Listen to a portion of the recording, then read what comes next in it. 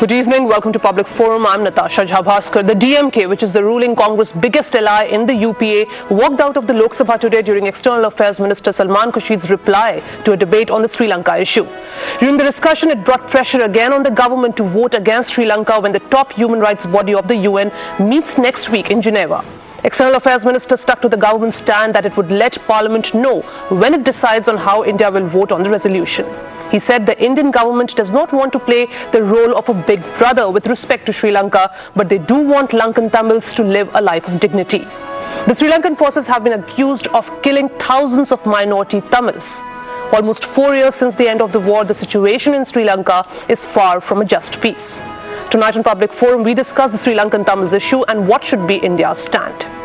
And joining me for more on this, very esteemed panelists with me, Dean of School of International Affairs, Jindal School of International Affairs, Sreeram Chaulia. Thank you, Professor Chaulia, for joining us in the program. Right, and under Rule 193, the Lok Sabha today discussed this issue, and we know that T.R. Balu initiated this discussion. There's a lot of pressure from different political parties on the Indian government to take action against Sri Lankan authorities. Also, what our stand will be when we go and vote on the resolution which will be initiated by United States. Do you think, Professor Chaulia, that this is indeed a decisive moment for India, though the minister has said that he will come back to the parliament and inform about India's stand on this issue? Do you think that India needs to be very stern on what it wants from Sri Lanka on this issue? Yeah, because the quiet backdoor diplomacy, which we usually prefer with our neighbors on uncomfortable issues, has not worked. I think the preference would always be for us to be able to get some change happening on the ground in Sri Lanka in favor of justice for the Tamil-speaking people, and even for the Sinhalese people, because it's not just a minority issue. If you look at it, the tightening of the screws against civil liberties, against press freedoms, against the independence of the judiciary, most of these targets have been Sinhalese. So it's a systemic problem in Sri Lanka, where there's excess concentration of power, and where there's impunity of the past, of the war that ended, as well as impunity that goes on. Sri Lanka is one of the least safe places for journalists today, for example, where so many of them get killed. So there is a general air of concentration of power and highly illiberal regime in place. So yes, I think, but the only reason I think India is still holding back its cards right now is because making a commitment 1 week or 10 days before a vote probably will harden the position of the Rajapaksas to the point where they are not willing to make any concessions between now and then. So quietly, I think we should be nudging them along, and clearly the numbers are against them. I mean, you know, the Human Rights Council is definitely going to pass another resolution which will be highly critical. And the opposition party within Sri Lanka are also criticizing the regime, saying you are bringing so much disrepute. No, we also know that the Indian government was under similar pressure even last year, and in fact they are being blamed for diluting the resolution, last moment deciding on to vote against Sri Lanka.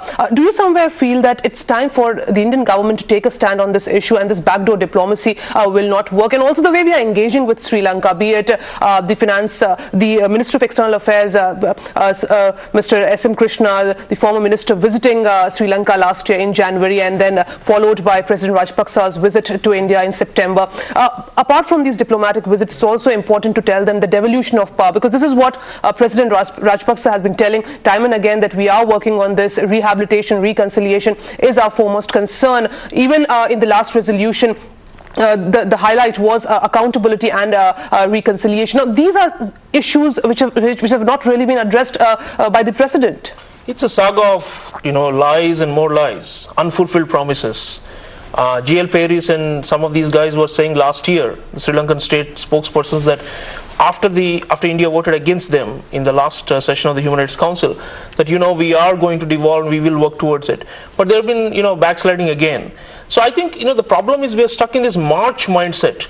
Every March we have this diplomatic season when it comes to the Human Rights Council, and then once the resolution is passed, it goes quiet, the sustained pressure is not there, then they again prepare for next March. and Russia and China will vote with the Sri Lankan government, and pretty much everybody else will vote against them. I'm sure India will eventually vote against them, but right now... And also the kind of development aid we give to Sri Lanka. In fact, this is the highest development credit given by any country, and this is what India is giving to Sri Lanka. So even monitoring, the way this money is being used, because it was primarily used for rehabilitation purposes, if that has really helped the cause or not. But Professor Chaulia, if I have to come to you, why this dichotomy?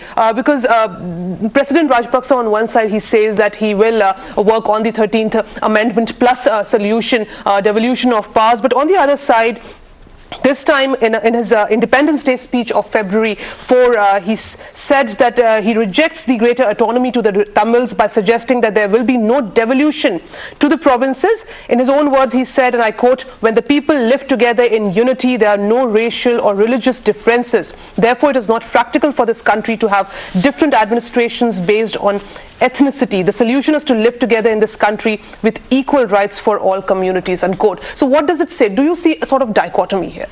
Well, it shows, when people are colorblind, for example, they don't see discrimination on racial grounds. But that itself is a form of racism, right? So what he's saying is that, we are all equal and there's no problem. But as we know, historically, the discrimination has existed. Even economically, I worked in Batticaloa and Trincomalee for 2.5 years during the ceasefire period before the last phase of the Eelam War.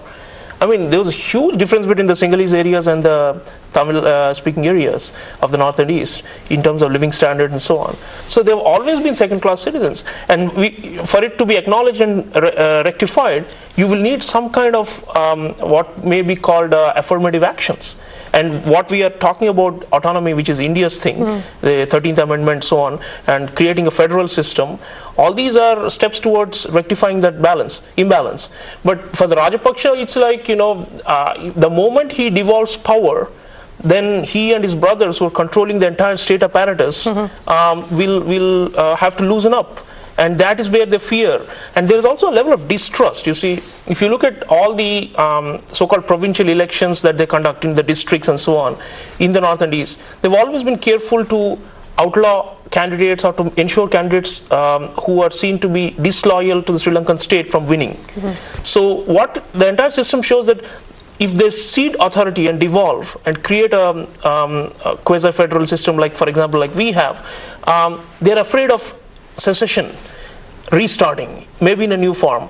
So, and then the third thing is, I would say the Sinhalese chauvinism is very, very deeply entrenched, and the Rajapaksas, they play on it a lot. If you go back historically, the Sri Lanka Freedom Party, which is in power, their ideology has always been to play on the majoritarian sentiments and to play the card about how Buddhism is actually, a minority. They claim, because if you add up the people of Tamil Nadu and of north and east, they are the majority and we are the minority in the Indian Ocean region, and we are under threat. So they play all these cards. It is definitely a polarization game, and it helps them electorally. But I do hope the UNP, which has been more liberal on this issue, which is demanding that the government should face up to its human rights abuses, but the question is, but the question is how far these resolutions help, because when I'll come back, I'll discuss the resolution which was passed last year on accountability and reconciliation in Sri Lanka, and the comments that came in, and how far, because the LLRC which was set up, the recommendations were not followed. Even the National Action Plan which set out to implement the recommendations made by the LLRC was said was not appropriate. The recommendations were not really followed, and people have different take on the way issues were handled in Sri Lanka. Right, so you're saying that all the important policies should be followed consistently. As Professor Chaulia, we know when President Rajapaksa won the elections, he talked about Mahinda Chintana, the kind of vision he had for Sri Lanka based on the aspirations, sharing the aspirations of people, working for their development. In fact, there was a 4D strategy: demilitarization, development, democratization, and devolution. In fact, analysts also say because devolution was last in the list, that is one reason he's never given priority to devolution. Do you think that President Rajapaksa has not really lived up to those high ambitions with which he started? Yeah, part of the problem is he comes out of a high legitimacy from winning the war with the Sinhalese majority. Because obviously LTTE was perceived as a terrorist organization, and people, even some Tamils, but especially Sinhalese, thought that it was good riddance. So he was, lionized. They likened him to the ancient King Dutugemunu, who was supposed to have prevented the Tamil invasions and saved Buddhism from collapsing in Sri Lanka. So Rajapaksa rides on that, and perhaps it may be true that even if there's an election today, I mean, he may still have the majority support based on the halo around winning that war, but that's fast evaporating. So I hope that, pressure, the one is international, the other is the UNP, the lead opposition party, has a reasonable position on this, and India must continue to engage with them. And of course, there is no way, I mean, India never interferes in fixing elections or anything of that sort, but certainly the grassroots feeling I get from recent Sri Lankan visits is that we do have a possibility that this regime will collapse under its own contradictions in a few years' time. But until that is there, they will try to block and shield any kind of international intervention using a kind of a pseudo anti-imperialist position, because what Rajapaksha is saying, we are socialists at home, and internationally we we oppose Western imperialism. And do you also Britain and America have no right to tell us. Right. And do you also fear a situation when, if the issue of Tamil minority is not addressed properly, we might go back to the pre-2009 scenario? Well, no. I mean, if you see the North Indies, people are tired of war. There is no way you will have another resurgence, at least in the near future. But I have warned, for example, if you look at countries like Peru, there was something called Sendero Luminoso, the shining path. It was, the top leadership was decapitated by the military, and people thought the problem was solved. And then 10 years down the line, now you have a new, a neo kind of shining path that's emerged, because the grassroots issues, the injustices, the feudalism were not addressed. So I think, but Rajapaksha probably doesn't have that long horizon in mind. He knows, I mean, and everybody knows that on the ground, there's no way another fanatical militant movement with the quality and the capacity to do a sustained insurgency is not on the cards for the president. It is in fact right. And also, what many feel, that it is only because of the domestic pressure from parties like the DMK and the AIA-DMK that the Indian government is now addressing this issue. We had a discussion under Rule 193 only because of the pressure of both these parties. Professor Chaulia, your comments, do you think that because of the domestic pressure, the government might harden stand towards Sri Lanka, because DMK is in fact the part of the UPA and a key ally? It's not only domestic politics. I mean, we should also think about the way South Asia evolves. I mean, we are talking about creating, sub-regional human rights mechanisms, for example. South Asia doesn't have one. The way these polities emerge towards being democratic, because it helps us. Okay, at the end of the day, we are opposed to fanatical and extremely conservative type of regimes that hurt our national security interests. So we have to raise this issue as well. And then, because domestic politics are always talking only about the Tamils, as I said earlier, it's also about, the Sinhalese majority who are finding that the space for them to express themselves and to have democratic freedoms is shrinking under this leadership. So we must raise this larger issue as well, because otherwise they will always say that India is partisan and only supporting one side in the conflict. If we want the nation to move forward and to also account for the crimes that were committed in the past, the only way is we will have to take a more multi-partisan approach. More members of parliament from other states of India should be raising the issue, not just the Tamil issue. Yeah, that's how India will be seen as a force for good that is thinking about the larger well-being of all the Sri Lankan people, including the Tamils. Right. Do you see this as very unfortunate, because at a time when India is asking for a permanent seat in the Security Council, it is rather important for India to make it stand very clear on issues like this. And also, Professor Chaulia, how far do you see that, because of the China angle in the whole situation, it is stopping India from taking a stern action? Yeah, that's always been a kind of a bogey or a monkey on our backs. The other thing is, because it's the United States which is sponsoring and tabling the resolution, India is concerned about some intrusive language in the draft and so on. I do believe that eventually we will vote in favor of the resolution against Sri Lanka. But I think, as I said before, it may help to not reveal the cards right now, because between now and the resolution, it's possible that Sri Lanka could be pressured behind the scenes to at least do a little more than what they've done in the past. But of course, as you rightly said, beyond the resolution, what?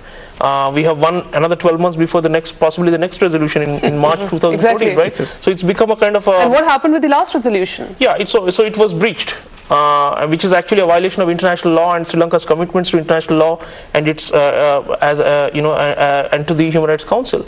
So, but then the question is, sovereignty has often become a shield behind which many countries do this brazenly. They violate international law. They, completely defy the will of the international community expressed to the United Nations. They say that this is all Western imperialism, this and that. So what we need to do, India, apart from sustaining the pressure beyond March, we will have to also come up saying that this is our issue as well. This is not an American conspiracy to dominate developing countries and all that. This is the kind of pseudo anti-imperialism that Rajapaksas have been thriving on. They've made a huge diplomatic effort sending out envoys all over the world, especially appealing to states which have anti-Western positions.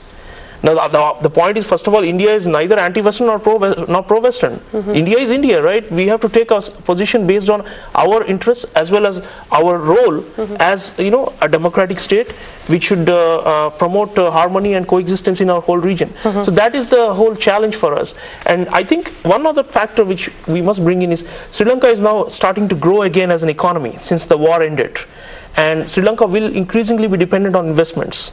And I think that is where... But they still have a huge fiscal deficit, and that's a big challenge. Yeah, so will the Chinese continue to keep on providing the development aid to substitute for the lack of any interest on the part of the international community? These are the questions. Remember, South Africa was under apartheid, and still they had some allies here and there, and they survived for a long time based on this. Apartheid was declared as a crime against humanity, and still it survived. So are you saying, Professor Chaulia, they have a strong ally in China, and that is what, not instilling fear in them when we talk about international resolutions? Probably, that is one reason. The other one is they do have some other smaller states which have anti-Western or which have, for example, faced actually aggression from the West. But this is definitely not aggression. I mean, the way they're playing on this whole card, because America violated human rights in Iraq and Afghanistan, why don't you first go and ask them? Indeed, that's true. There is a double standard. But that doesn't mean that just because you are committing a crime, I can also commit a crime. That's the whole logic of the Sri Lankan government. America is the biggest violator of human rights. You pull them up first, then you bring us out. So this competitive sovereignty and they are trying to appeal to this. We have to overcome this intellectually as well as diplomatically. And maybe also continue the political pressure, because this is when this issue be answered by the government. Final comments, Professor Chaulia. Time to go beyond assurances and reassurances, and also from the side of President Rajapaksa. What are the imminent challenges for him? Apart from the issue of Tamil minority, what is it that he needs to do at this stage when there's so much of international pressure building against him? Well, if you see the way journalists are getting killed, if you see the way the Supreme Court Chief Justice was humiliated and removed on a flimsy ground which had no basis, clearly opposition will build up. I mean, Sri Lanka has a vibrant civil society. It has many organizations across ethnic lines that are working for justice for the past crimes as well as the contemporary ones that are being committed as we speak. I think India will have to strengthen all these forces without at the same time seeming to be interfering in their internal affairs. But certainly we must say, the notion of sovereignty being a shield behind which you can get away with crimes against humanity is receding.